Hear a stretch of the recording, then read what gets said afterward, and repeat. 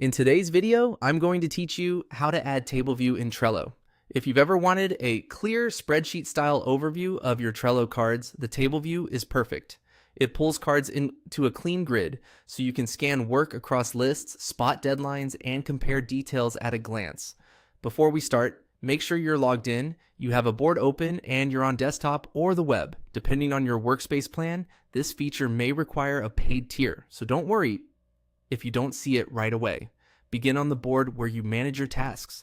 Look along the top of the board for the Views control in the header. Trello occasionally updates the interface, but it's typically near the board name and other controls like filters. It may appear as a Views button, a drop-down, or an icon that opens a menu. The key is that it lives at the top, above your lists, and it's designed to switch how your board is displayed. Open that menu and choose Table. That's it. You've switched to table view. If table doesn't appear, it usually means the feature isn't enabled for your workspace or plan, or you might not have the right permissions. In that case, check with your admin or try from a desktop browser where more features are available.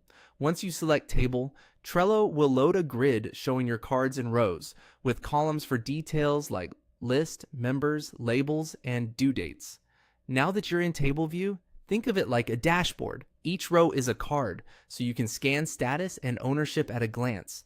This is especially helpful when you need to compare priorities, check what's overdue, or gather updates across multiple lists. If your plan supports it, Table can even aggregate cards from multiple boards within a workspace, which is great for cross-team visibility. Use this space to review what matters most. You can focus on due dates to catch upcoming deadlines, glance at labels to see categories, and review member assignments to understand workload. Filters and sorting options in this view help you zero in on exactly what you need without jumping between lists. Columns can often be shown or hidden to match your workflow, keeping the grid clean and relevant. If performance feels slow, give it a moment.